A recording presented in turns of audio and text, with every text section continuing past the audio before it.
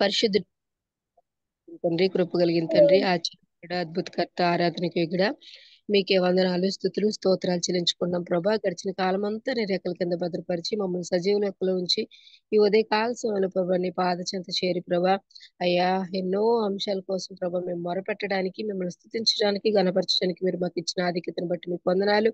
అలాగే ప్రభా తండ్రి, ఈ దిన వాక్యం ద్వారా మమ్మల్ని దర్శించినందుకే మీకు వందనాలు చెల్లించుకుంటా ఉన్నాం ప్రభా.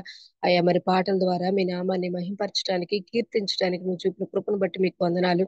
గ్రూప్ లో పాల్గొన్న ప్రతి ఒక్క బిడ్డను బట్టి మీకు కృతజ్ఞతా స్తోత్రాలు చెల్లించుకుంటా ఉన్నాం ప్రభా.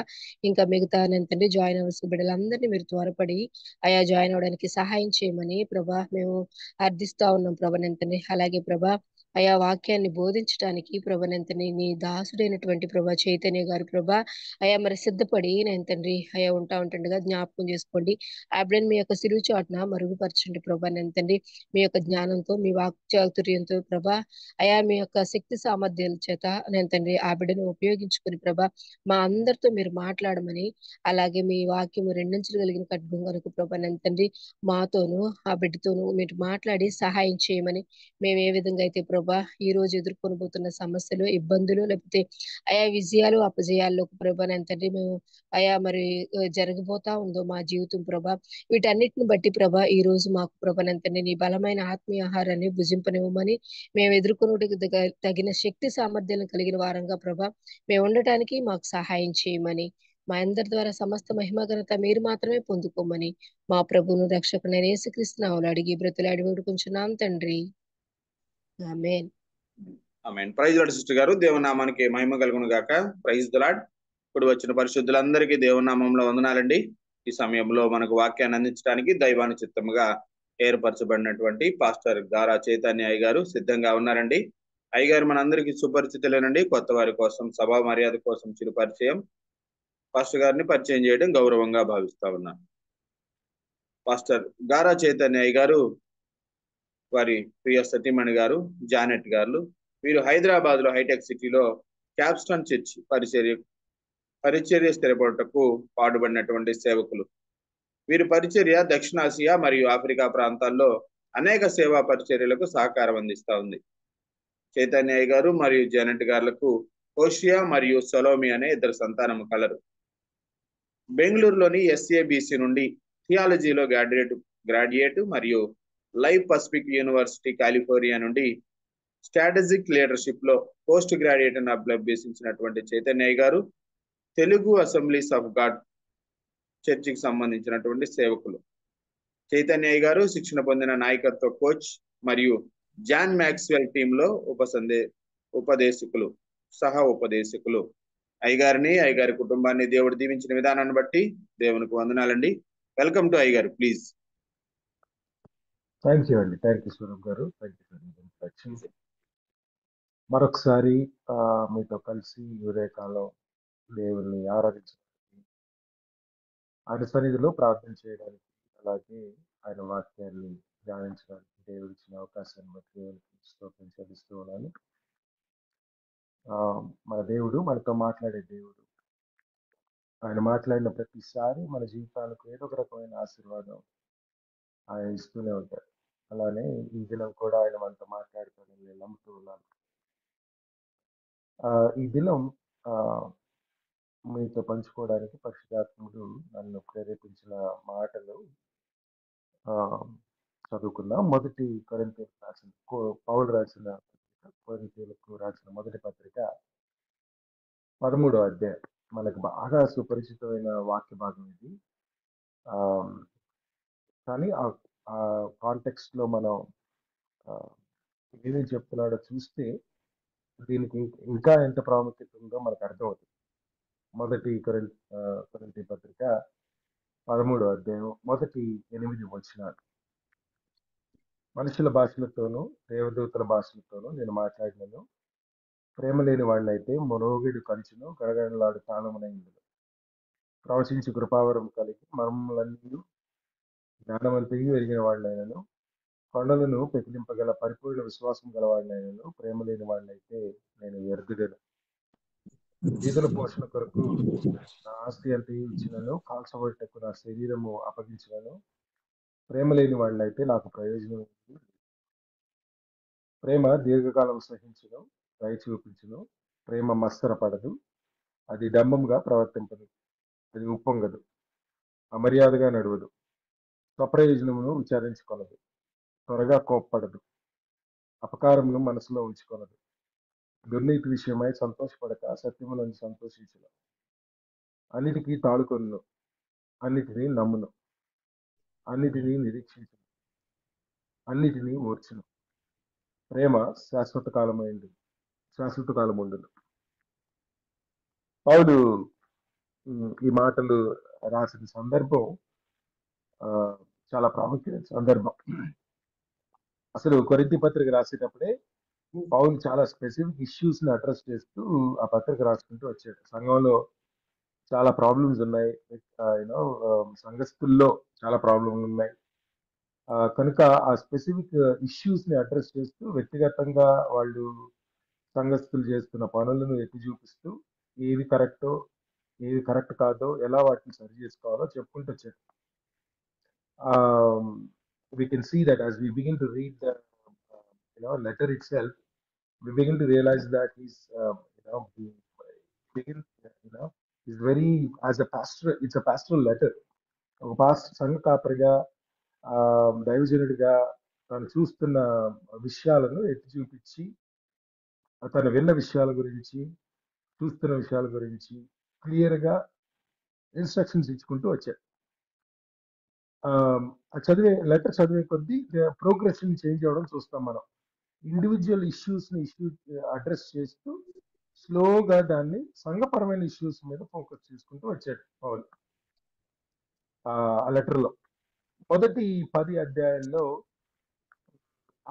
ఆ పర్టికులర్ సంఘంలో వాళ్ళు ఎదుర్కొంటున్న సమస్యలు, వాళ్ళకున్న ప్రశ్నల విషయంలో క్లియర్ బిబ్లికల్ అండర్స్టాండింగ్ ని ఇచ్చుకుంటూ డాక్టర్నల్ టీచింగ్ ఇస్తూ 11వ అధ్యాయం నుంచి టోన్ మార్చుకుంటూ వెళ్తాడు Paulu. And you can see that happening. 11వ అధ్యాయం నుంచి 15వ అధ్యాయం వరకు పౌలు ఆ సంఘం మొత్తానికి ఒక సంఘంగా మనం గుర్తుపెట్టుకోవాల్సిన కొన్ని విషయాలు చెప్పుకుంటూ వచ్చాడు.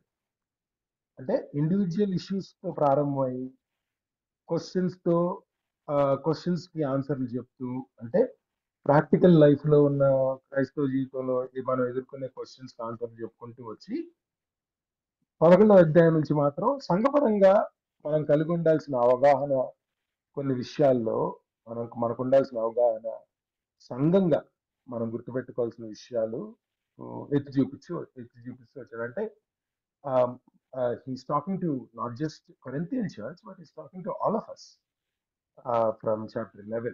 అంటే మొదటి 10 అధ్యాయం మనకు అవసరం లేదని కాదు, కానీ బట్ ఆ స్పెసిఫిక్ ఏరియాని అడ్రస్ చేస్తూ వచ్చినాయి కనుక ఆ స్పెసిఫిక్ ఇష్యూస్ తో ఉన్నప్పుడు మనం చదవాల్సిన అధ్యాయాలు అయితే 11వ అధ్యాయం నుంచి it's every universal church must understand this. 11వ అధ్యాయంలో పౌలు ప్రభు బల గురించి మాట్లాడారు. ప్రభు బల విషయంలో ఎలా మనం వ్యవహరించాలో చెప్పుకుంటూ వచ్చి కొన్ని ప్రాముఖ్యమైన టీచింగ్స్ చేసుకుంటూ వచ్చాను నేను. So I was doing a study of chapter 11 to 15 on what Paul is trying to teach us. 11వ అధ్యాయంలోనేమో పౌలు టీచ్ చేసిన మొదటి విషయం, కీప్ సీక్రెట్ థింగ్స్ సీక్రెట్. కొన్ని పరిశుద్ధమైనవి కొన్ని ఉన్నాయి, వాటి విషయంలో మనం పరిశుద్ధత కలిగే వ్యవహరించాలి అనేది పౌలు ఉద్దేశం. ప్రభు వల్ల ఇష్టం వచ్చినట్టుగా వాడటం, ఎవడు ఇష్టం వచ్చినట్టుగా వాడు చేయడం, ఆల్మోస్ట్ ఒక ఆచారం లాగా మారిపోవడం పౌలు గమనించాడు. దాన్ని వాళ్ళు అలా ట్రీట్ చేస్తున్నారు దాన్ని. అందుకని అది ఆ ఎలిమెంట్స్ మనం పాలు పుచ్చుకునే ఎలిమెంట్స్ సింబాలిక్ అయినా సరే అవి సేక్రెడ్ అన్న విషయాన్ని మర్చిపోవద్దు అన్న విషయాన్ని జ్ఞాపకం చేశారు Paulu. So there are some things as a church we must understand that we need to keep sacred things as sacred. ముఖ్యంగా సాక్రిమెంట్స్ విషయంలో మనం సేక్రెడిటీ ఫాలో అవడం చాలా ప్రాముఖ్యం. అంటే నీటి బాప్తిస్మం విషయంలో కానీ ప్రభు బల విషయంలో కానీ మనం అవి పరిశుద్ధమైనవి, సింబాలికే, కరెక్టే. కానీ అవి పరిశుద్ధమైనవి అన్న విషయాన్ని మర్చిపోవద్దు. పరిశుద్ధమైనవి అన్న విషయాన్ని మర్చిపోయినప్పుడు అవి ఆచారంగా మారే అవకాశం ఉంటుంది. జాగ్రత్త అనే హెచ్చరిక చాప్టర్ 11లో 12, 13, 14 అధ్యాయంలో పౌల్ టీచ్ చేస్తున్న ప్రాముఖ్యమైన విషయం వచ్చి keep the first things first. ఏవి ప్రాముఖ్యమైనవో వాటిని ప్రాముఖ్యంగానే ఉండనివ్వండి అని చెప్పాడు. There are some things in the church that needs to be first. ఒక సంఘంగా మనం క్రైస్తవ సమాజంగా కొన్ని విషయాల్ని అవి ప్రాముఖ్యమైనవని గుర్తించి వాటిని మొదట చేయాలి. మిగతా అన్ని పెరిఫరల్, మిగతా అన్ని సెకండరీ. కానీ కొన్ని విషయాలు మాత్రం ప్రాముఖ్యమైనవి, వాటిని ప్రాముఖ్యంగానే ఉంచాలి అనేది పౌల ఉద్దేశం. 12, 13, 14 అక్కడి నుంచి 15వ అధ్యాయానికి వచ్చేసరికి 15వ అధ్యాయంలో keep the true things true అని చెప్తున్నాడు. ఏవి సత్యమైనవో వాటిని సత్యంగానే ఉండనండి, వాటిని డైల్యూట్ చేయొద్దు అని. 15వ అధ్యాయం మనం చదివితే క్రైస్తవ విశ్వాసం దేని మీద ఆధారపడిందో దాన్ని టచ్ చేశాడు పౌలు. మీరు మాకు ఇవ్వబడిన సువార్త మీకు అందించాం, ఆ సువార్త వలన మీరు రక్షింపబడ్డారు కనుక ఆ సువార్త విషయంలో మీరు కాంప్రమైజ్ అవ్వద్దు అనేది పౌలు ఉద్దేశం. అందుకే రీట్రేట్ చేశారు దాన్ని. యేసు ప్రభు వారి సిలువ వల్ల మాత్రమే మీకు రక్షణ వచ్చింది, ఇంక వేరే అవకాశమే లేదు రక్షణ పొందడానికి. ఆయన మృతుడై తిరిగి లేచాడు కాబట్టి ఆయన పునరుద్ధానంలో నీకు నిరీక్షణ వచ్చింది అంటాడు. ఈ విషయం మర్చిపోవద్దు మీరు. రక్షణ ఆయన సిలువ కార్యం నుంచి వచ్చింది, నిరీక్షణ ఆయన పునరుద్ధానం ద్వారా వచ్చింది. కనుక ఒక దినాన ఆయన తిరిగి రాబోతున్నాడు అన్న విషయాన్ని జ్ఞాపకం చేసుకొని ఆ దినం మనం కూడా ఆయనలా మహింపరచబడిన శరీరంతో ఆయనతో కలిసి శాశ్వత కాలం జీవిస్తామన్న విషయాన్ని జ్ఞాపకం పెట్టుకోండి. ఇవి సత్యాలు. వీటి విషయాల్లో ఎట్టి పరిస్థితుల్లో మీరు కాంప్రమైజ్ అవ్వకూడదు అని పౌల్ ఉద్దేశం. 15వ అధ్యాయం అంతా పౌల్స్ argument is to tell people don't dilute the gospel. ఒకడు నమ్మాడు, ఒకడు నమ్మట్లేదు కనుక వాడు పక్కనోడు కూడా నమ్మాలి అన్న ఉద్దేశంతో నువ్వు గాస్పెల్ ని డైల్యూట్ చేయొద్దు. Truth remains truth, don't change that, don't compromise on అనేది పౌల్ ఉద్దేశం 15వ అధ్యాయం. సో 11వ అధ్యాయంలోనేమో ఏవి పరిశుద్ధమైనవో ఏవి పవిత్రమైనవో వాటిని పవిత్రంగానే ఉంచండి అని చెప్తే 12, 13, 14 అధ్యాయంలో ఏవి ప్రాముఖ్యమైనవో వాటిని ప్రాముఖ్యంగానే ఉంచండి అని చెప్పాడు. 15వ అధ్యాయానికి వచ్చేసరికి ఏవి సత్యమైనవో అవి సత్యంగానే ఉండనివ్వండి. ఇతరుల కోసం సత్యాన్ని కాంప్రమైజ్ చేయొద్దు, డైల్యూట్ చేయొద్దు. కాంప్రమైజ్ చేయకపోయినా డైల్యూట్ అసలు చేయొద్దు అని పౌల్ ఉద్దేశం. So obviously my time will never permit me to teach everything. కానీ 12, 13, 14 అధ్యాయాల దగ్గరికి ఫోకస్ చేద్దామని నా ఉద్దేశం. ప్రాముఖ్యమైనవి ప్రాముఖ్యంగా ఉంచండి అన్నాడు కదా. 12వ అధ్యాయం 13, 14 ఆబ్వియస్లీ ఈ పోర్టల్ మొత్తం చదవడం ఎట్లాగో కష్టం కనుక let me just give you context in 12, 13 and 14. మనం వాక్యం చదివేటప్పుడు, వాక్య ధ్యానం చేసేటప్పుడు స్పెసిఫిక్ గా when we are studying the scripture, we obviously one of the best ways to understand the passage, ఆ చదివే వాక్య భాగంలో పదే పదే రిపీట్ అవుతున్న మాటలను మనం అండర్లైన్ చేసుకున్నప్పుడు పౌలు లేదా ఆ రచయిత గ్రంథకర్త ఏ ఉద్దేశంతో అది రాస్తున్నాడు అన్న విషయం మనకి అర్థమవుతుంది. ఆ పర్టికులర్ కాన్సెప్ట్, ఆ పర్టికులర్ టీచింగ్ దేనిని దృష్టిలో పెట్టుకొని చెప్తున్నాడు అన్నది మనకు అర్థమవుతుంది. 12వ అధ్యాయం యాక్చువల్గా మనం ప్రారంభించి చదువుతున్నప్పుడు ఆత్మీయ వరాల విషయంలో మీకు అవగాహన లేకుండా ఉండడం నాకు ఇష్టం లేదు అని ప్రారంభించారు. ఆత్మ సంబంధమైన వరాల గురించి మీకు తెలియకుండా నాకు ఇష్టం లేదు అంటే ఆయన ఉద్దేశం ఏంటంటే I don't want you to be ignorant of it. మీకు తెలియకుండా ఉండడం ఇష్టం లేదు. సంఘంలో ఆత్మీయ వరాల యొక్క ప్రాముఖ్యత ఏంటి అన్న విషయం మీకు తెలియకపోతే సంఘంగా మీరు ఫంక్షన్ అవ్వలేరు కనుక ఇది తెలియాలి మీకు అన్నది ఆయన ఉద్దేశం. So he introduce what spiritual gifts are. 12వ అధ్యాయం కృపావరాలు అంటే ఏంటి, ఆత్మీయ వరాలు అంటే ఏంటి, ఎలాంటి ఆత్మీయ వరాలు పరిశుద్ధాత్మ దేవుడు సంఘంలో ఉన్న వ్యక్తులకు ఇచ్చాడు, వాటి యొక్క ఫంక్షనాలిటీ ఏంటి అని చెప్తా ఉన్నాడు 12వ అధ్యాయం. వాస్తవానికి మనం 12వ అధ్యాయాన్ని చూస్తే ఓకే, ఇది కృపావరాల గురించి చెప్తున్నాడు, ఆత్మీయవరాల గురించి చెప్తున్నాడు అని అనుకునే అవకాశం కూడా ఉంది, విచ్ ఇస్ ట్రూ ఎనీవే. కానీ హిడెన్ గా ఇంకొక పాయింట్, యాక్చువల్ గా సంఘంగా మనం గుర్తుపెట్టుకోవాల్సిన ఒక ప్రాముఖ్యమైన విషయాన్ని చెప్తున్నాడు పౌలు. మీరు 12వ అధ్యాయం చదివితే ఆ వన్ అనే పదం, ఒక్కటి, ఒక్క, ఆ, ఐక్యత అనే విషయాన్ని పౌలు డైరెక్ట్గా చెప్పినట్టు మనం చూడగలం. అనేక అవయవములు ఒక శరీరం, అనేక వరాలు ఒక్క ఆత్మ, మనమందరం అనేక ప్రాంతాల నుంచి వచ్చిన వారం, కానీ ఒక్క ఆత్మ ద్వారా ఒక బాప్తిసంతో ఒక కుటుంబంలోకి ఒక శరీరంలోకి చేర్చబడ్డాం అనే విషయాన్ని పదే పదే జ్ఞాపకం చేసుకుంటూ వచ్చాడు పౌలు 12వ అధ్యాయం మొత్తం. అంటే this whole point was simple. మనం ఎంత ఎంత డిఫరెంట్ గా ఉన్నా, ఎంత డిఫరెంట్ గా ఏబుల్ అయినా, అంటే మనకి ఇవ్వబడిన ఆత్మీయ వరాలు వేరువేరుగా ఉన్నా, మన ఆత్మీయ వరాలు వేరువేరు నీడ్స్ ని, అవసరాలను మీట్ అవుతున్నా, మనందరం ఒకటే అన్న విషయాన్ని మాత్రం మర్చిపోవద్దు. మనం సంఘంగా ఫలించే సంఘంగా మనం ఉండాలి అంటే, ఫలించే క్రైస్తవ సమాజంగా మనం ఉండాలంటే, ఫలించే శరీరంగా మనం ఉండాలంటే, మనందరం కలిసి పనిచేయాలన్న విషయాన్ని మర్చిపోవద్దు అనేది అసలు పాయింట్ 12వ అధ్యాయం అంతా.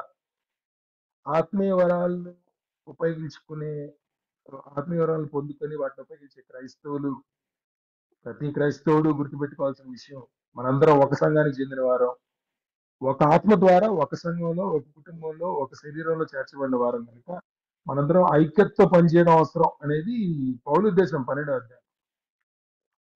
అయితే మానవ నైజం ఎలాంటిది అంటే, ఐక్యతగా ఉండకుండా, అందరితో కలిసి కాకుండా ఇండివిజువల్ గా చేసే మనస్తత్వం మానవుడు. We all are like that. We don't want to share our gifting with others.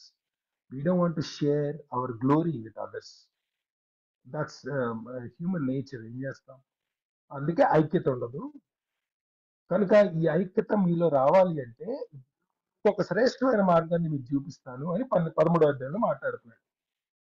ఆ శ్రేష్టమైన మార్గం ఏంటో, ఐక్యత మనంతరం మనం ప్రయత్నం చేస్తే రాదు, అది దేవుని ప్రేమ ద్వారా మాత్రమే సాధ్యం. ఆ ప్రేమ ఎలా ఉంటుంది అని ఎక్స్ప్లెయిన్ చేశాడు ఇప్పుడు 13వ అధ్యాయం. ఇది ఇలా ఉంటుంది ఆ ప్రేమ అని. దానికి ఒక నిర్వచనం ఇవ్వలేదు కానీ వర్ణించాడు దాన్ని, ప్రేమను. వాస్తవానికి మనం బైబిల్ చదివితే ప్రేమకు ఒక నిర్వచనం కనపడదు మనకు. బైబిల్లో, స్క్రిప్చర్ లో love was always described, never defined.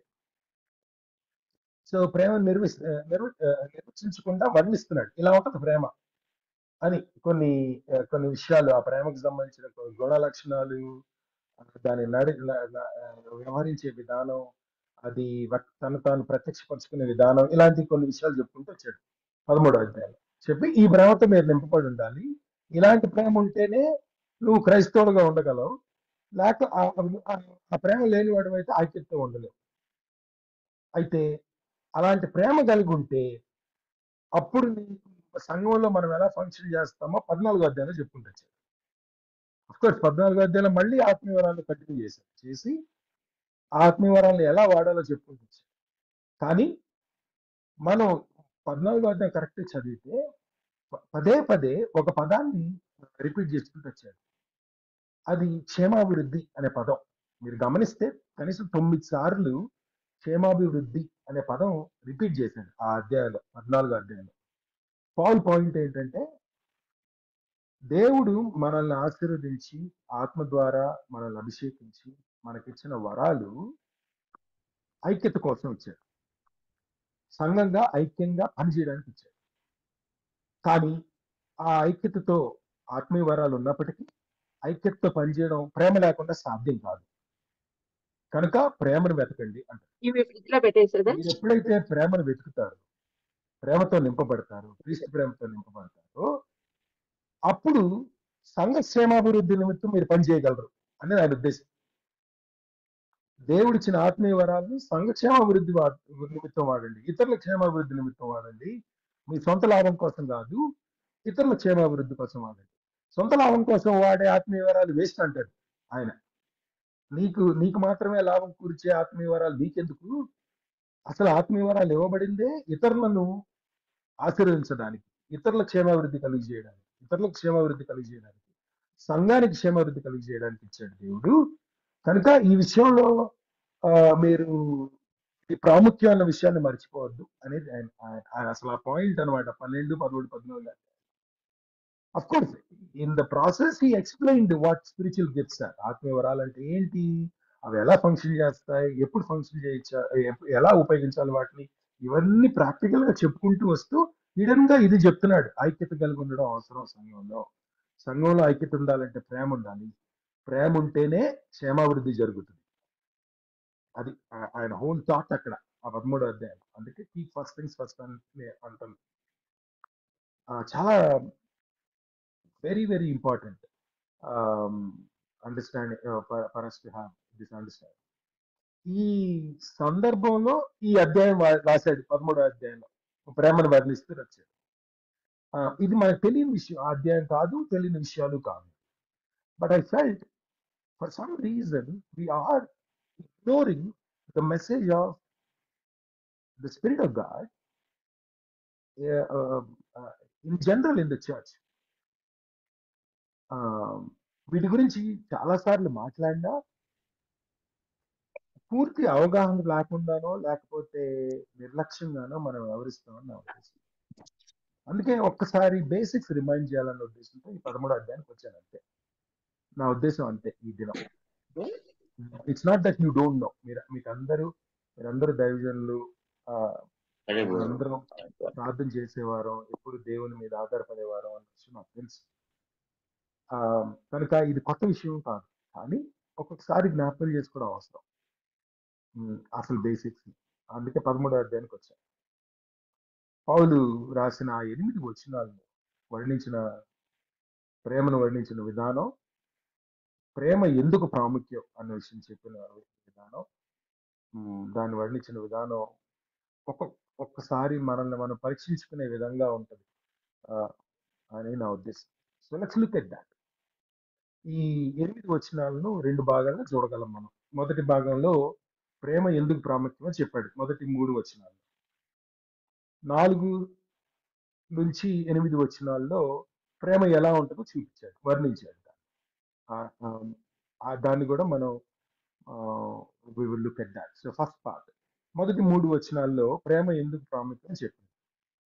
మొదటి వచనంలో he started off by saying, ఏ క్రైస్తవుడైనా సరే, ఎంత గొప్ప దైవజనుడైనా సరే ఈ విషయాలు జ్ఞాపకం పెట్టుకోవాలి అనేది పౌలు ఉద్దేశం, పరిశుద్ధాత్మ దేవుని ఉద్దేశం.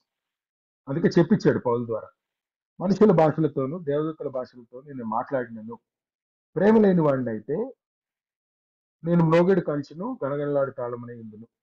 I'm just a noise even though I'm a great communicator if I don't have love. దేవుని ప్రేమ నాలో లేని వ్యక్తినైతే నేను ఎంత గొప్ప వక్తనైనా, ఎంత గొప్ప వాక్చాతుర్యత కలిగిన, భాషా ప్రావీణ్యత కలిగిన, మనుషుల భాషలన్నీ నాకు తెలిసిన, ఆ భాషల్ని ఏ విధంగా ఎలా ఉపయోగించాలో తెలిసిన,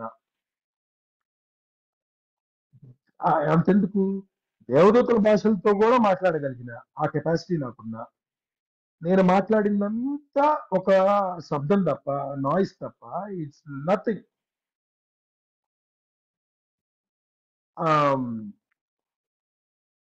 It doesn't matter how excellent I am in communicating my thought process. నేను ఆలోచించే ఆలోచనలు, కాంప్లెక్స్ ఐడియాస్ ని అందరికీ, కామన్ పీపుల్ కూడా అర్థమయ్యేటట్టుగా ఎంత బాగా నేను కమ్యూనికేట్ చేయగలిగినా, నేను ఒక నాయిస్ తప్ప కంటెంట్ లేని వ్యక్తిని అనేది అన్నమాట పౌలు ఉద్దేశం. There is a possibility that many Christians are experts in saying that they are Christians with their language, with the way they speak. కొన్నిసార్లు కొంతమంది మాట్లాడే మాటలు వింటుంటే అబ్బా ఎంత గొప్ప మనిషి, ఎంత గొప్ప క్రైస్తవుడు, ఎంత గొప్ప విశ్వాసి అని అనుకుంటాం వారి మాటలు వింటే. కానీ కొంతమందిని చూడగానే మనకు అర్థం అవుద్ది, వీడు ఎక్కువ మాట్లాడతాడరా, లైఫ్ తెలుసు నాకు అని అనుకుంటాం మనం. వాళ్ళు మాట్లాడే మాటలకి వారి జీవితం జీవించే విధానానికి సంబంధం లేదు కదా. అలాంటప్పుడు వాడు మాట్లాడే మాటలు ఎంత గొప్పగా ఉన్నా, ఎంత నీతితో నింపబడి ఉన్నా, ఆ కంటెంట్ ని మనం యాక్సెప్ట్ చేయం. పౌలు అదే చెప్తున్నాడు అనమాట. నీలో ప్రేమ లేకపోతే చూడటానికి నువ్వు మాట్లాడే మాటల్లో చాలా కంటెంట్ కనపడుతుంది, కానీ అసలు అది జస్ట్ నాయిస్.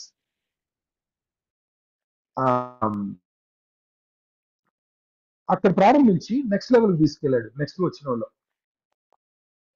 ఇది బహిర్గతంగా కనబడే క్రైస్తవం గురించి చెప్పాడు. మాటలు బహిర్గతంగా కనబడే కదా.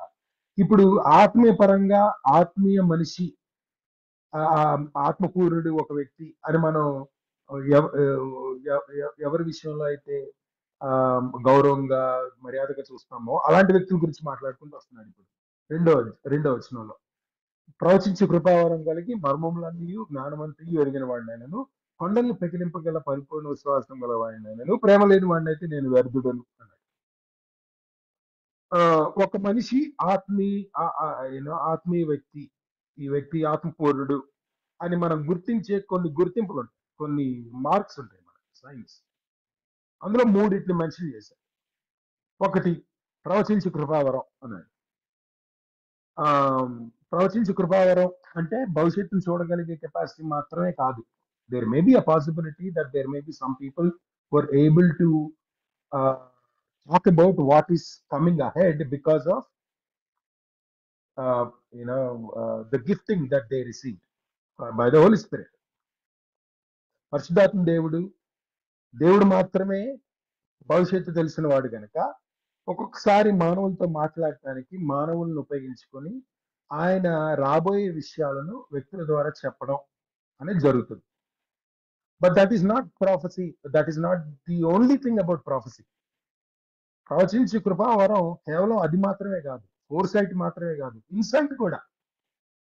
కొన్నిసార్లు మనం కొంతమంది వాక్యం చెప్పేటప్పుడు అబ్బా అసలు నా జీవితంలో ఏం జరుగుతుందో అర్థం పట్టినట్టు చెప్తున్నాడే అని అనుకుంటాం మనం. ఆ వ్యక్తికి, చెప్పే వ్యక్తికి అసలు నీ జీవితంలో నా జీవితంలో ఏం జరుగుతుందో తెలియదు, కానీ దేవుడు ఆ వ్యక్తి ద్వారా నీ జీవితంలో నీకు జరుగుతున్న విషయాల విషయంలో ఆయన చిత్తాన్ని బయలుపరచడానికి ఆ వ్యక్తిని ఉపయోగించుకుంటున్నాడు. సో ప్రవచించే కృపావరం అనేది is ability not only to communicate the foresight of about the things that are coming. It is also the ability to communicate the heart of God to his people. దేవుని హృదయాన్ని మానవునికి బయలుపరచడం అనమాట. దేవుని మెసేజ్ ని మానవునికి బయలుపరచడం ప్రవచించే కృపావరం. So in that sense, every pastor is a prophet, every messenger of God is a prophet, because they are speaking into lives of people. సంఘ కాపరులు ఆ రకంగా చెప్తే ప్రవక్తలే, స్వార్థ చెప్పేవాళ్ళు ప్రవక్తలే. ఎందుకంటే దేవుడు ఎవరైతే వింటున్నారో వారికి అవసరమైన విషయాలను ఈ వ్యక్తులను ఉపయోగించుకొని చెప్తున్నాడు కనుక ఈయనేమంటాడంటే ప్రవచించే కృపావరం కలిగి నేను అనేక మంది జీవితాల్లో మార్పుకి కారణం అయినప్పటికీ అంతెందుకు ఇంకా ఎక్కువ నెక్స్ట్ లెవెల్లోకి వెళ్ళాడు. మర్మములన్నీ జ్ఞానవంతులు ఎరిగిన వాడిను అన్నాడు. Not only I'm a messenger, I'm a guy who's able to bring the message of God, but I'm also a guy who's able to explain the mysteries of God. మర్మములన్నీయు జ్ఞానమంతా ఎరిగిన వాడిని అంటే మర్మములను వివరించగలిగిన జ్ఞానాన్ని కలిగిన వాడినైనా కూడా అంటారు. There are some things that we never understand కదా.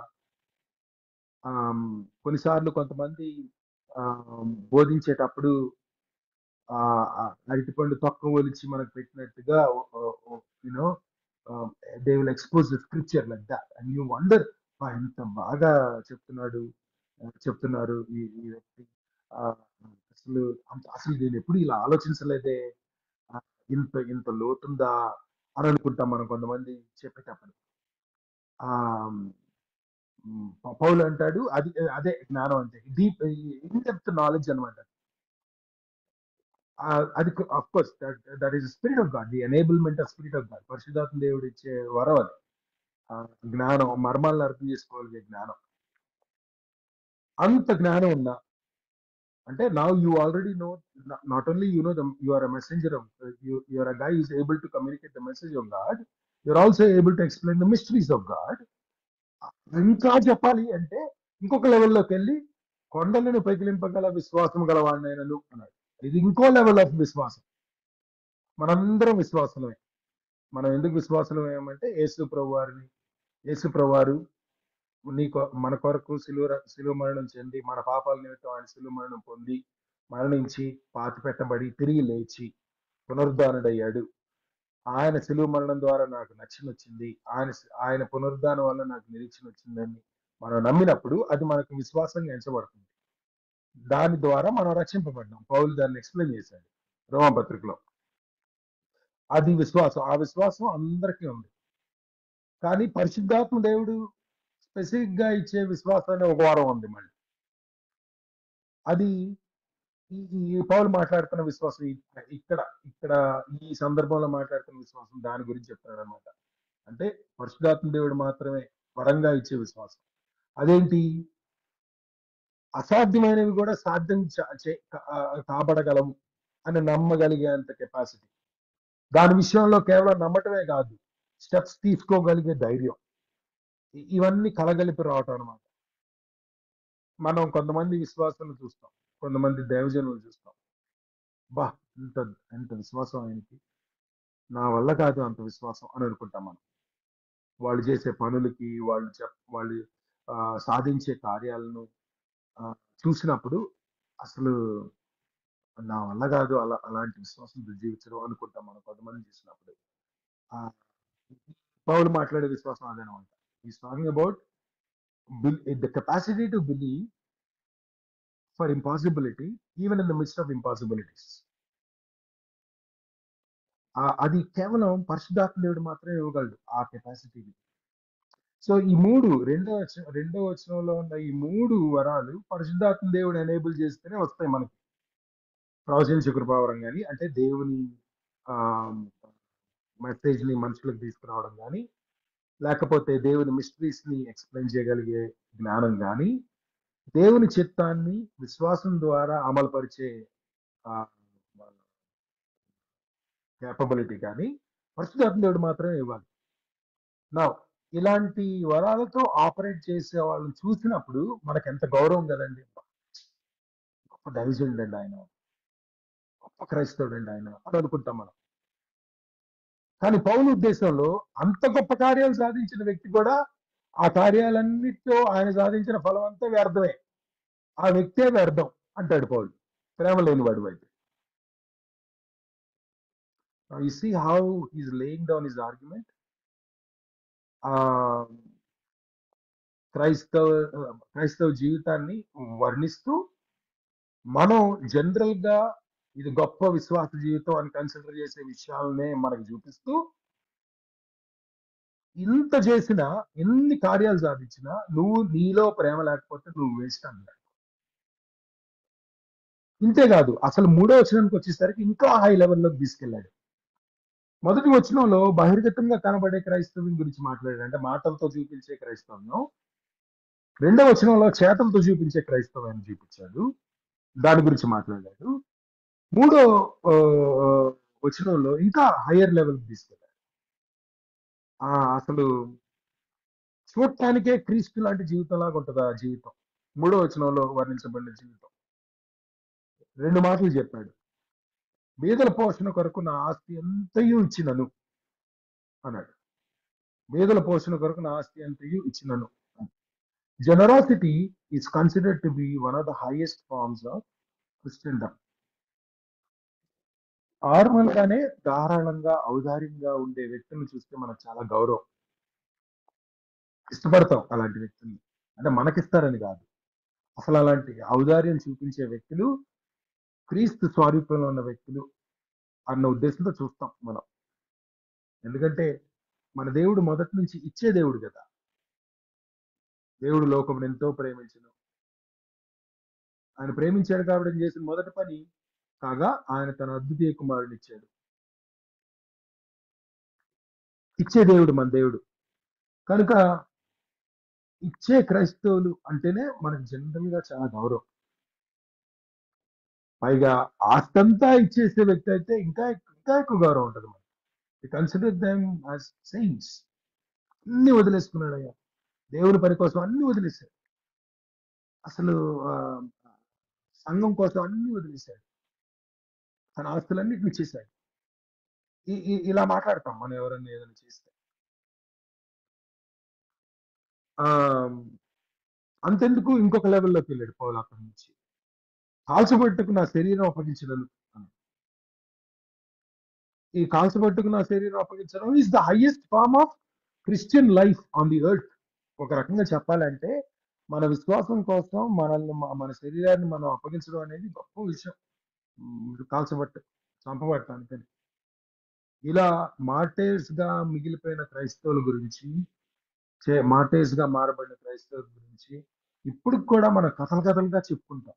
వారి జీవితాలు మనకు ఇన్స్పిరేషన్. వారు చేసిన కార్యం, వారు చేసిన త్యాగం, ప్రాణాలు సైతం ఇవ్వగలిగేంత త్యాగం వారు చేస్తే ఆ త్యాగం గురించి మనం మాట్లాడుకొని మనం ఇన్స్పైర్ అవుతాం. దీస్ ఆర్ యాక్ట్స్, అంటే giving everything, giving my own life or naturally what we consider to be noblest acts. క్రీస్తు చేసిన పనులు కదా ఇవి. కనుక అలాంటి క్రైస్తవ్యాన్ని చూపించగలిగే వ్యక్తి అంటే మనకు హైయెస్ట్ ఫార్మ్ ఆఫ్ గౌరవం ఉంటుంది. పౌలు అంటాడు, నువ్వు అంత చేసినా దానివల్ల ఏ ప్రయోజనం లేదు నీలో ప్రేమ లేకపోతే అంటే. చాలా హార్డ్ హిట్టింగ్ వర్డ్స్ అండి అవి. ఆ 3 వచనాలు ఎంత ఫోకల్ గా పౌలు మనల్ని ప్రేమ విషయంలో సరైన అవగాహన కలుగడం, మనల్ని మనం పరీక్షించుకోవడం అవసరమో చెప్తున్నాడు. ఆ 3 వచనాల్లో ఆ లెవెల్కి తీసుకెళ్ళి. సో ఒక్క మాటలో ఆ 3 వచనాల్లో ఏం చెప్తున్నాడు? నేను ఎంత గొప్పగా మాట్లాడినా, ఎంత గొప్ప కార్యాలు సాధించినా, ఎంత గొప్ప జీవితాన్ని ప్రదర్శించినా, హృదయంలో నాలో ప్రేమ లేకపోతే నేను వ్యర్థుడిని, నాకు ఏ ప్రయోజనం లేదు అని చెప్తున్నా. If that is how important love is, then we must know what love is. అంతే కదా. సో ఇంక వర్ణించండి 4వ వచనం నుంచి 8వ వచనం వరకు. ఆ వచనాలు మనం చదువుతున్నప్పుడు they form into natural categories. మనం పౌలు కేటగరైజేషన్ చేస్తూ చెప్పలేదు, కానీ గ్రామాటికల్ గా మనం చూసినప్పుడు you can see they are naturally categorized as we read them. So let me, just for the sake of our learning process, మనం నేర్చుకోవడానికే let me just divide them into 3 parts. నా ఉద్దేశంలో మొదటి భాగంలో ప్రేమ తను తాను ఎలా ప్రతిష్పరుచుకుంటుందో చెప్పాడు, తను ఉపయోగించిన మాటల ద్వారా. రెండో కేటగిరీలో ప్రేమ ఎలా వ్యవహరిస్తుందో చెప్పాడు. అంటే రకరకాల సందర్భాల్లో, రకరకాల పరిస్థితుల్లో, రకరకాల వ్యక్తులతో ఎలా నడుచుకుంటుంది ప్రేమ అని చెప్పాడు. నడత విషయం చెప్తే, మూడో భాగంలో ప్రేమలో ఉండే గుణం, ఎప్పటికీ మారని గుణం ఎలాంటిదో చెప్పాడు. ఆ గుణాన్ని వర్ణించే విషయాలు చెప్పాడు.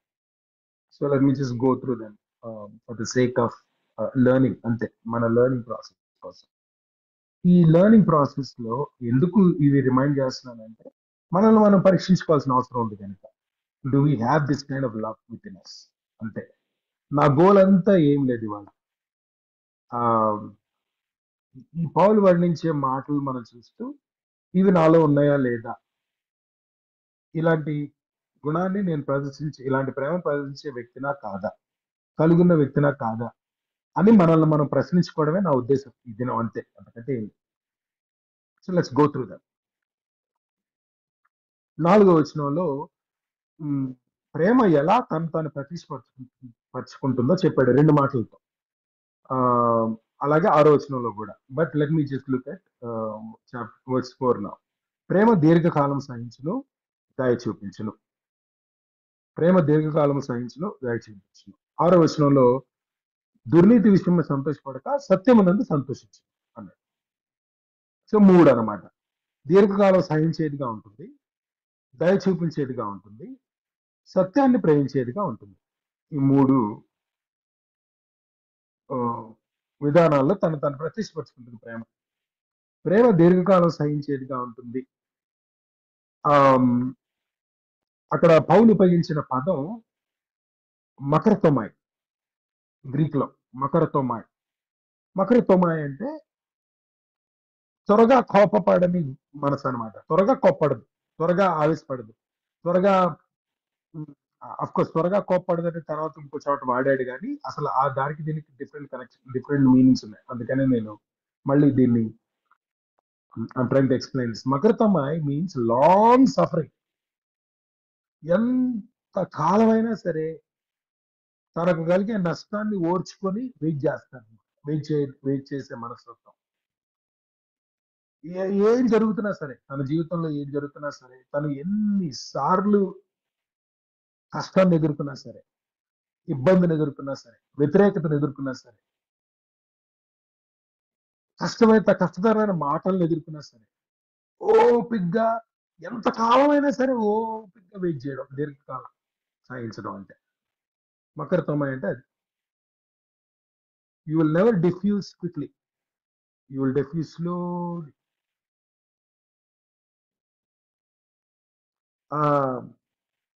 ఇలాంటి సహనాన్ని ప్రదర్శించిన వ్యక్తులు ఎవరు ఉన్నారా అని ఆలోచించండి. యేసు ప్రభువారు కాకుండా, ఇంత దేవుడు కాకుండా ఇంత గొప్ప సహనాన్ని మానవుల్లో ప్రదర్శించిన వాళ్ళు అట్లీస్ట్ చరిత్రలో ఉన్నారా అని ఆలోచిస్తా ఉన్నాను. Because I actually think many of us are very short tempered, impatient basically. కానీ there is one example in the scripture I think we neglect her most of the time. Her name is Leah. యాకోబు మొదటి భార్య అయిన లేయా నా ఉద్దేశంలో దీర్ఘశాంతం ఎలా ఉంటుందో చూపించున్నాము. ఆలోచించిన ఒకసారి లేయా గురించి. మీకు తెలుసు కదా, లేయాకి పెళ్ళైనప్పుడు తనను పెళ్లి చేసుకోవడం తన భర్తకి ఇష్టం లేదన్న విషయం తెలుసు లేయాకి. షీ నోస్ యాకోబు రాహేల్ని ప్రేమిస్తున్నాడు అన్న విషయం తెలుసు. యాక్చువల్గా రాహుల్ కోసమే పనిచేశాడు అన్న విషయం కూడా తెలుసు లేయాకి.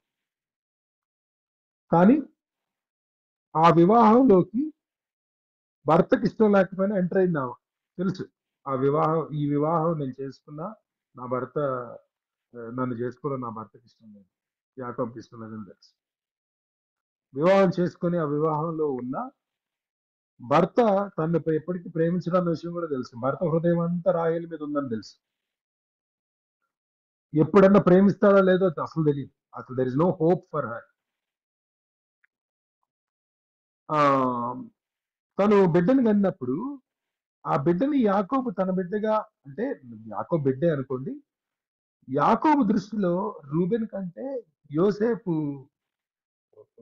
మొదటి కుమారుడు. ఎందుకంటే యాకోబు దృష్టిలో I'm just talking about in the heart of Jacob, that's all. ఎందుకంటే యాకోబ్కి రాహేల్ అంటే ఇష్టం, రాహేల్ ద్వారా బిడ్డ కావాలని తాపత్రయపడ్డాడు. అందుకే యోసేపును అంత ప్రేమించాడు. What Leah experience none of us may not experience. అంత కష్టం మనలో ఎవరు అనుభవించకపోవచ్చు, కానీ but I want you to think about this. ఎంత ఎంత కష్టం హృదయంలో పెట్టుకుని బతుకుంటుందో పాపం. యాకోబు ఆమెనేమి మానసికంగానో లేకపోతే శారీరకంగానో హింసించలేదని నేను నమ్ముతున్నాను. Obviously Jacob is not a bad person, కానీ Jacob is not in love with Leah. లేయాని ప్రేమించే వ్యక్తి కాదుగా.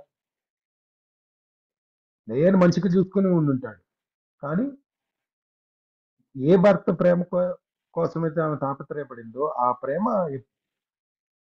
జీవితాంతం ఆ ప్రేమ కోసం ఎదుగుతానే ఉన్నావా ఓపిగ్గా. అది దీర్ఘశాంతం. అసలు ఆమెను చూసినప్పుడు, లేయా గురించి ఆలోచిస్తున్నప్పుడు, నేను మనలో ఎవరైనా సరే కొంతకాలానికి అమ్మ నా వల్ల కాదు ఇలా బతకడం అని వదిలేస్తాం మనం. But she suffered lot. Paulu అంటాడు అలా ఉంటది ప్రేమ, దీర్ఘకాలం సహించేదిగా ఉంటుంది. 2, దయ చూపించేదిగా ఉంటుంది. ఈ దయ అనే పదం మల్టిపుల్ మీనింగ్స్ ఇస్తుంది, కానీ ఇక్కడ ఈ సందర్భంలో పౌలు చెప్తున్న కైండ్నెస్ గురించి చెప్తాను. Paul is not talking about mercy. Paul is talking about kindness. He's not even talking about kind acts. కొన్ని కైండ్ యాక్ట్స్ ఉంటాయి. రోడ్డు మీద వెళ్ళేటప్పుడు పేదవాడు ఎవడని కనపడితే మన దగ్గరకు వచ్చి అడుక్కుంటే జేబులో ఉన్న ఏదైనా ఒకటి తీసి ఇచ్చేస్తాం. లేకపోతే ఎప్పుడైనా సరే రాత్రుళ్ళు వర్షాకాలంలోనో లేకపోతే చలికాలంలోనో రోడ్ల మీద పడుకున్న వాళ్ళని చూసినప్పుడు బాధ కలిగి వాళ్ళకి దుప్పట్లు తెచ్చి పెడతాం. క్రిస్మస్ టైంలో కొన్ని ఎక్స్ట్రా కార్యాలు చేస్తాం. ఇవన్నీ kind acts. Paul is not talking about kind acts. Paul is talking about kindness.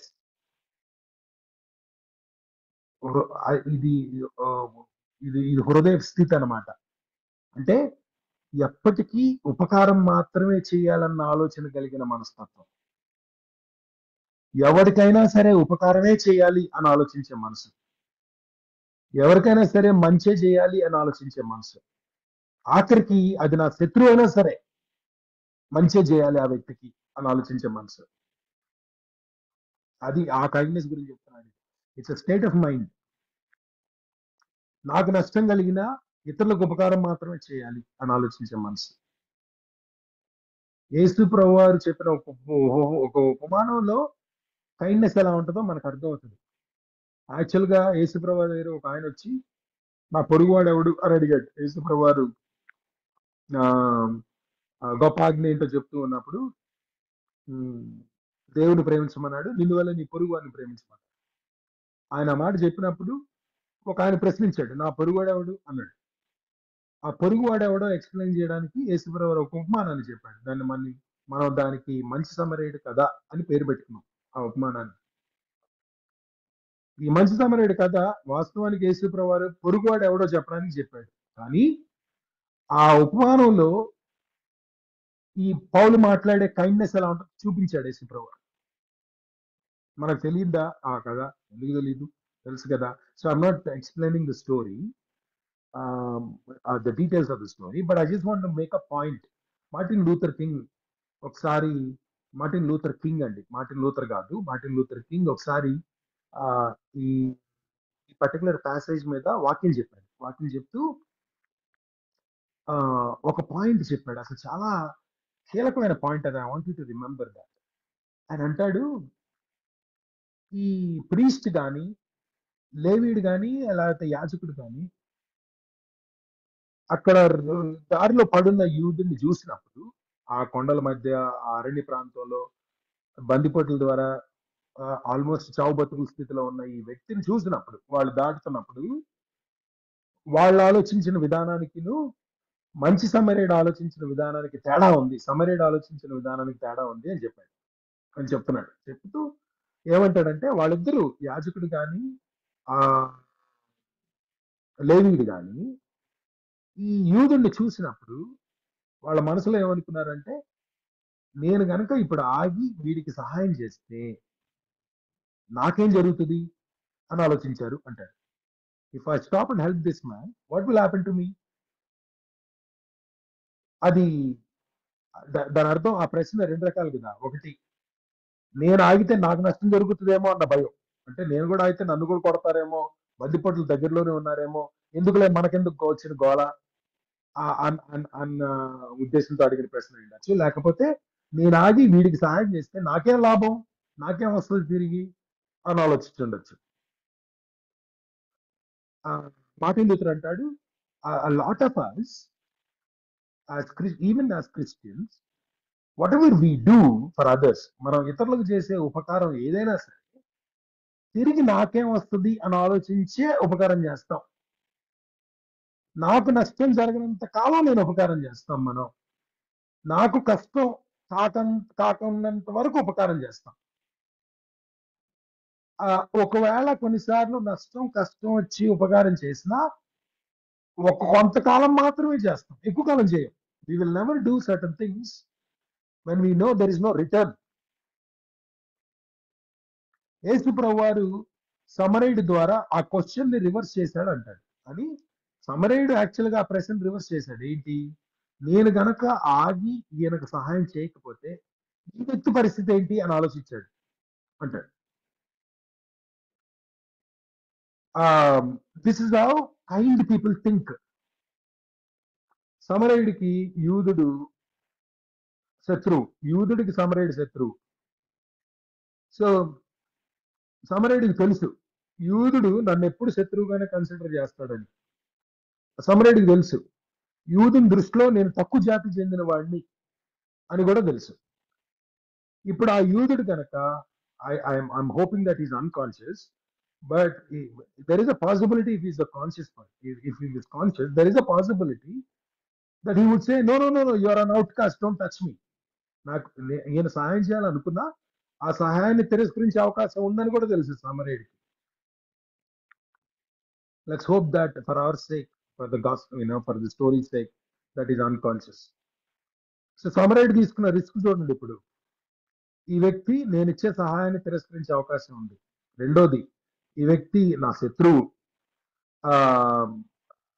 మూడోది, నేను ఈ వ్యక్తికి ఇంత సహాయం చేసినా కూడా వాడు బాగుపడిన తర్వాత తిరిగి నాకు థ్యాంక్స్ చెప్పే అవకాశం లేదు అని కూడా తెలిసి ఉండొచ్చు. Think about that. ఈ ఛాన్స్ ఉంది. యూదుడు ఎప్పటికీ వెనక్కి తిరిగి థ్యాంక్స్ చెప్పే అవకాశం చెప్పకపోవచ్చు. చెప్పాడేమో నాకు తెలియదు, కానీ చెప్పకపోయే అవకాశమే ఎక్కువ. You see, what Samaritan did is took a risk in helping others, the other person. ఇంకొక సమరయుడికి రిస్క్ తీసుకొని హెల్ప్ చేయడం వేరు, తన శత్రువుకి రిస్క్ తీసుకొని హెల్ప్ చేయడం వేరు. ఇది ఉపకారం అంటే. పౌలు అంటాడు ప్రతి క్రైస్తవుడు ఇలా ఆలోచించేవాడై ఉండాలి, ఇలాంటి కైండ్నెస్ కలిగిన వాడై ఉండాలి. అలాంటి కైండ్నెస్ లేనివాడు క్రైస్తవుడు కాదని పౌలు ఆర్గ్యుమెంట్ ఇక్కడ. మరి ఇప్పుడు ఆలోచించండి, మనకు అలాంటి ఉపకారం చేసే మనసుందా? అలాంటి దయ చూపించే మనసుందా మనకు అసలు? ఆ మూడోది 6వ వచనంలో చెప్పాడు కదా, దుర్నీతి విషయమై సంతోషపడక సత్యమునందు సంతోషించిన. సో మూడో విధానం, ప్రేమ తను వ్యక్తపరిచే మూడో విధానం ఏంటి? దుర్నీతి విషయం పడకుండా ఉండడం అనేది కొద్ది నిమిషాల్లో చెప్తాను. బట్ సత్యమునందు సంతోషించను అనే పదాన్ని మాత్రమే చూద్దాం. యాక్చువల్ గా సత్యము అని, ట్రూత్ అని, సత్య అని మనం ట్రాన్స్లేట్ చేస్తున్నాం. కానీ పౌలు ఉద్దేశం ఏంటంటే ఏది సరైనదో దాని విషయంలో సంతోషిస్తుంది అని పౌలు ఉద్దేశం. అంటే ఈ సరైనది న్యాయవంతమైంది, అన్యాయం కాకుండా న్యాయం జరిగినప్పుడు సంతోషిస్తుంది, అబద్ధం కాకుండా సత్యం నిలబడినప్పుడు సంతోషిస్తుంది, తప్పు జరిగినప్పుడు కాకుండా ఒప్పు జరిగినప్పుడు సంతోషిస్తుంది. ఈ ఒప్పు ఎవరికి జరిగినా సంతోషిస్తుంది, ఈ న్యాయం ఎవరికి జరిగినా సంతోషిస్తుంది, ఆ న్యాయం కోసం పోరాడుతుంది అనేది ఆయన ఉద్దేశం.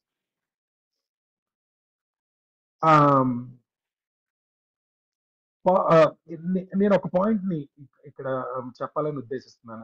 I could be completely considered very heretic, I mean controversial right now, but I just want to say something. న్యాయం కోసం నిలబడుతుంది అని మనం అనుకున్నప్పుడు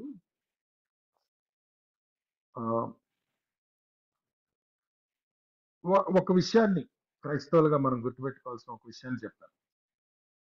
మీకు నచ్చకపోవచ్చు నేను చెప్పే ఈ మాట, మీరు నాతో అంగీకరించకపోవచ్చు, I'm fine with that, okay? But I believe this is what Jesus told us. I believe that's what I believe.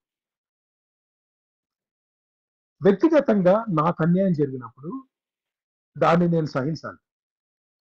క్రైస్తవుడిగా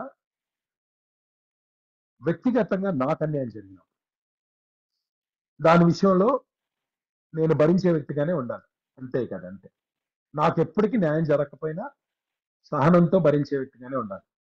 ఎందుకంటే యేసు ప్రభువారు ఆ మాట ముందే చెప్పాడు,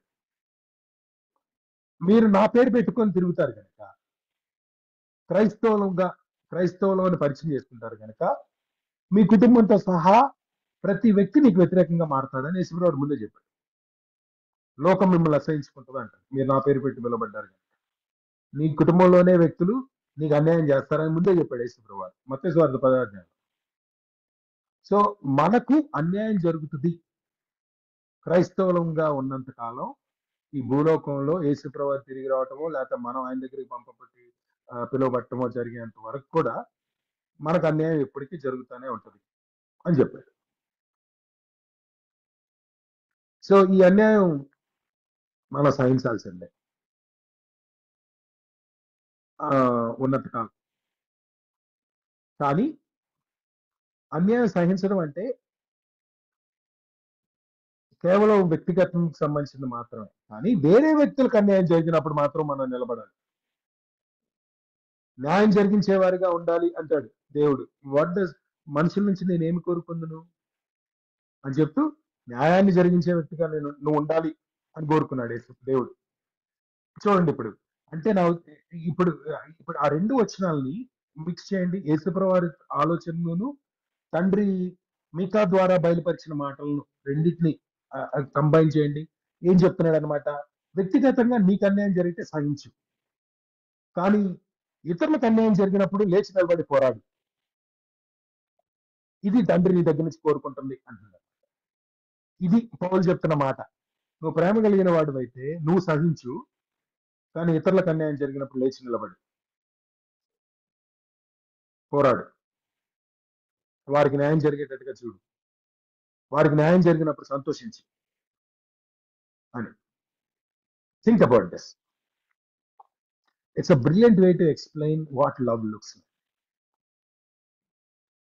ఈ రోజుకి ఇక్కడ ఆపుతాను, but I want you to think about this. నేను మళ్ళీ ఎల్లుండి వాక్యం చెప్పబోతున్నాను కనుక I will continue the rest of it, because obviously each of it would require its own explanation. But I felt we should pause here long enough to think about it. Do we even present this kind of love through our lives? మనం చేసే పనుల ద్వారా అసలు మనకు అలాంటి మనస్తత్వం ఉందా లేదా అనేది ఈ దినం మనల్ని మనం పరీక్షించుకుని చూద్దాం. దీర్ఘకాలం సహించే సహనం నాలో ఉందా? అంటే నాకు అన్యాయం జరిగినా కూడా నేను సహించే సహనం నాకుందా? నా హక్కులకు, నా వ్యక్తిగతమైన హక్కులకు ప్రాముఖ్యత లేకపోయినా సరే, నా హక్కులు నాకు ఇవ్వబడకపోయినా సరే సహించే సహనం నాలో ఉందా? 2, శత్రువుకు కూడా ఉపకారం చేయగలిగే మనసు నాలో ఉందా? యేసుప్రభువు వారు లూకా సువార్త 6వ అధ్యాయంలో ఈ మాట చెప్పాడండి. తండ్రి కనికరం గలవాడు గనుక మీరును కనికరం గలవారైంది అంటారు. ఆ కనికరం గురించి చెప్పాడు అనమాట పౌలు ఇక్కడ. ఆ కనికరం ఎలా ఉంటుందో యేసుప్రభువు వారు చెప్పారు మళ్ళీ 6వ అధ్యాయంలోనే, లూకా సువార్త 6వ అధ్యాయంలో. తండ్రి కనికరం కలిగిన వాడు కనుక మీరును కనికరం గలవారైంది అని కన్క్లూడ్ చేశాడు. కానీ ఆ కనికరం ఎలా ఉంటుందో ముందు 6 వచనాల్లో చెప్పాడు. మీరైతే శత్రువులను ప్రేమించండి, వారికి మేలు చేయండి, మీ కీడు చేసిన వారికి మేలు చేయండి, మిమ్మల్ని శపించి వారిని దీవించండి, వారి కొరకు ప్రార్థన చేయండి, అప్పిచ్చి వాడికి అప్పు మీరు తిరిగి ఇచ్చిన ఎడల మీలో గొప్ప దాని గొప్ప ఏముంది అంటాడు యేసుప్రభువు. నిన్ను ప్రేమించేవాడిని నువ్వు ప్రేమిస్తే దాంట్లో గొప్ప ఏముంది? మీరైతే డిఫరెంట్ గా ఉండండి అన్నాడు. కనికరం ఎలా ఉంటుందో అలా ఉండండి. So think about it today. Do you have that kind of mind set? Do we have? మనకు అలాంటి ఉపకారం చేసే మనసు ఉందా? అండ్ ఆఫ్ కోర్స్ నాకు న్యాయం జరగకపోయినా ఇతరులకు న్యాయం జరిగినప్పుడు సంతోషించే మనస్తత్వం ఉందా? ఇతరులకు న్యాయం అంటే అది కేవలం క్రైస్తవులకే కాదండి, అసలు న్యాయం ఎక్కడ నిలబడినా సరే సంతోషించే మనసు అనమాట. I pray that we will be Christians like that. అలాంటి ప్రేమను ప్రదర్శించే క్రైస్తవులుగా మనం ఉన్నప్పుడు లోకం అంతటికి యేసుప్రభువు వారు ఎవరో తెలిసిపోద్ది. I pray that we will move towards that as they reflect on our own lives. ఎవరంతటి వారు ఒక నిమిషం మనల్ని మనం పరీక్షించుకొని చిన్న ప్రార్థన చేసుకుందాం. ఎల్లుండి మిగతా భాగాన్ని మనం we will meditate on the rest of the chapter when we come back together. But I just want to take a moment to ask you to pray for yourself and reflect on this. Thank you, Jesus. Thank you.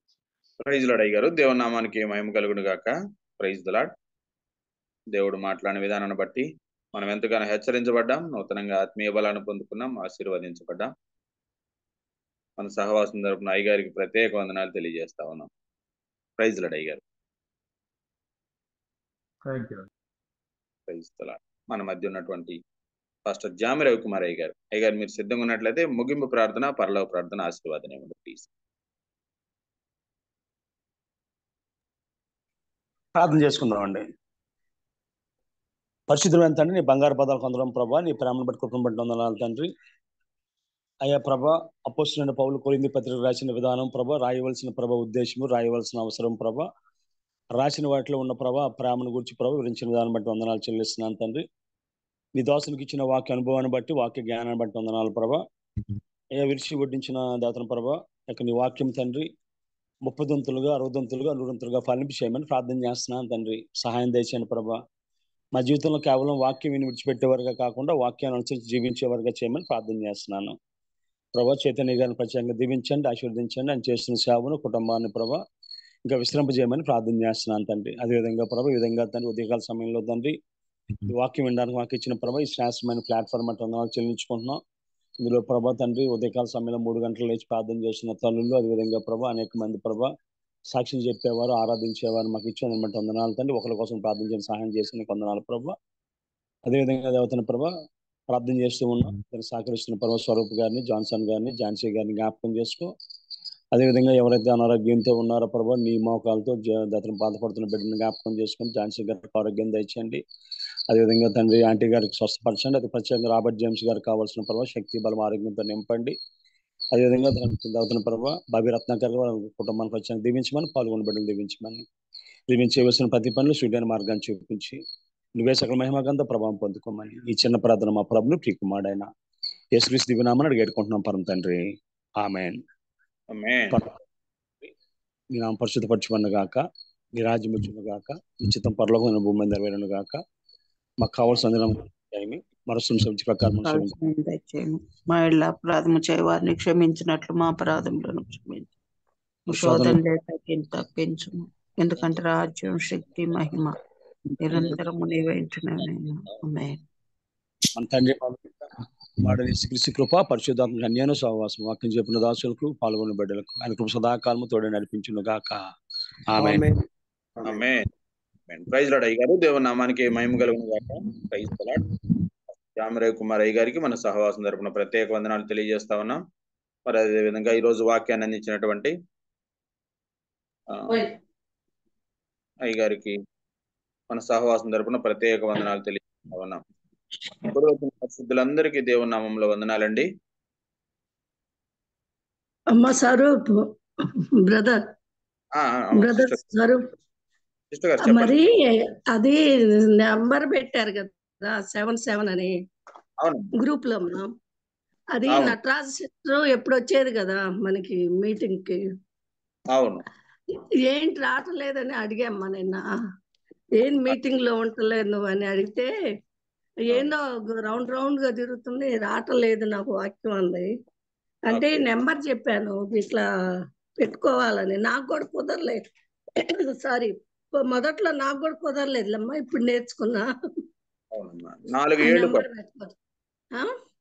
4 సార్లు కొడితే వచ్చేస్తుంది.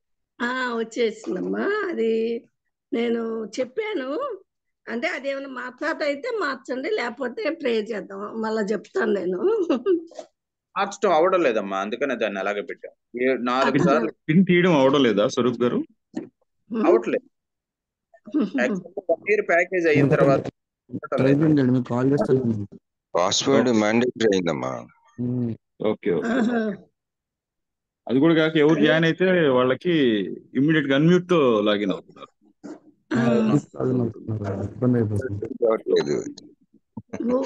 Information ఇచ్చాలమ్మా, నేను వేరే ఉద్దేశం కాదు. మంచిదే. నా problem కూడా అదే బ్రదర్. నా ప్రాబ్లం కూడా అదే బ్రదర్ ఉంది.